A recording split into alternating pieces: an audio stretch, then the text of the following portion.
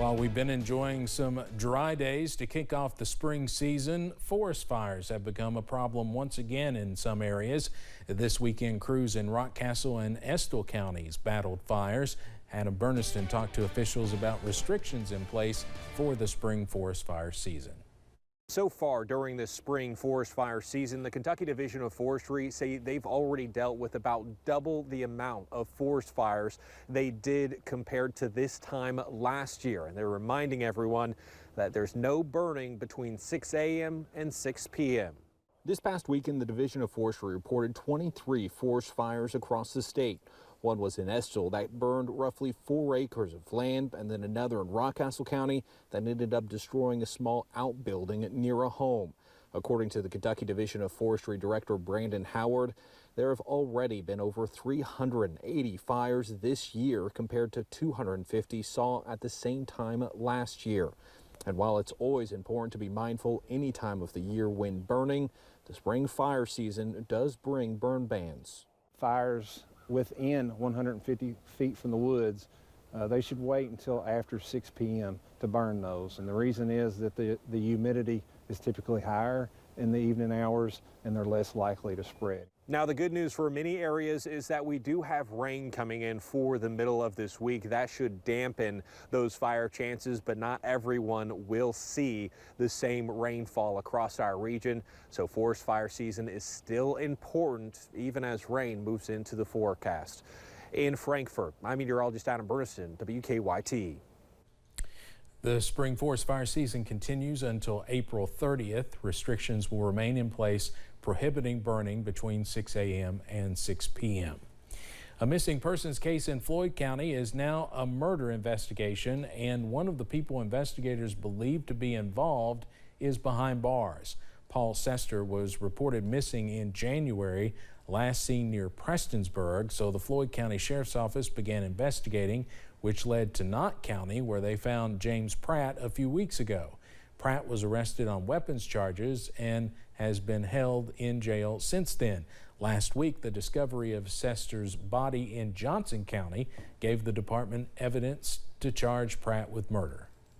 We hope the family is, has some closure in that some people are being held accountable for their son's death and their loved one's death, but they should know that obviously we're not going to stop. Sheriff John Hunt says he believes more people were involved in the murder of Sester, and the office is working with agencies across county lines to make sure everyone responsible is brought in. We'll have more on this case coming up at 6.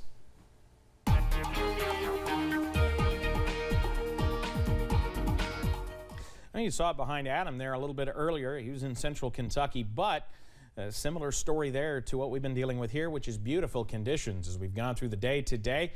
But like he said, it has been a bit dry, so please be careful and try not to burn outside during the daylight hours. I-75 at London, all is quiet. We head down to Whitesburg right now as well. Just a few high clouds right now.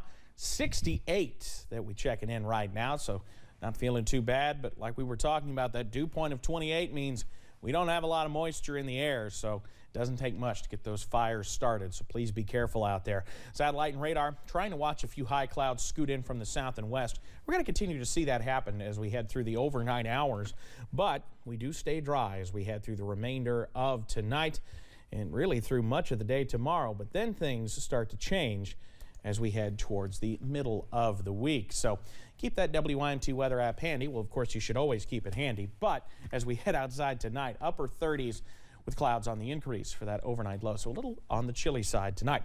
I'll have the very latest coming up on our rain chances returning in just a few minutes. Steve? Evan, thank you. Today is World Down Syndrome Day. Every year, the CDC says about 6,000 babies in the U.S. are born with the condition, which is the result of having an extra chromosome. Babies with Down syndrome can also have heart defects at birth. The purpose of World Down Syndrome Day is to raise awareness about the condition and also urge people around the world to advocate for full inclusion for those with Down syndrome. Estimates show that 1 in 5 adolescents and teens have a diagnosed mental health disorder, and the pandemic has caused that number to jump even higher.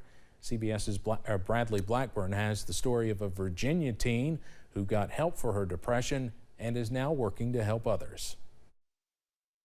Aliana Carr is a standout high school student, excelling in and out of class. I have a 4.1 GPA. Her days are packed with extracurriculars and homework, but last fall she says she felt the pressure building from the pandemic and from being one of the only black girls in her school. I had feelings of worthlessness and just extreme tiredness. I really didn't have any focus in school, and I just had overall feelings of depression and sometimes even suicidal thoughts. It's something many teens are struggling with. More than a quarter of parents in a new survey say their adolescent has seen a mental health specialist, nearly 60% within the past year. Some of the signs that these families or these parents spoke about were ones that really all parents should be aware of.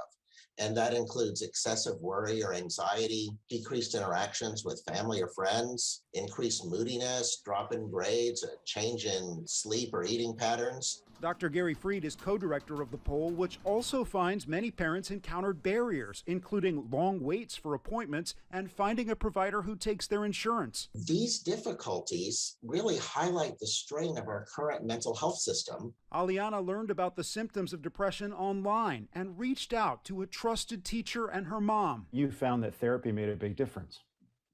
It did. I applied the techniques that my therapist gave me, like breathing techniques to calm me down because I also suffer from anxiety. Aliana and a friend started an organization called SAGE that provides mental health resources in schools for black girls. She's also lobbying local lawmakers for change.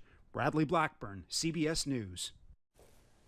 Less than half the parents surveyed said their child's primary care provider asked about mental health at all checkups.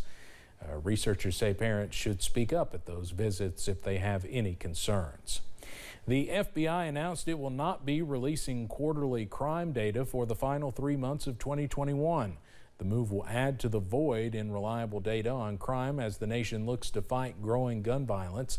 The FBI said it received data from less than 10,000 of the nation's 18,800 law enforcement agencies.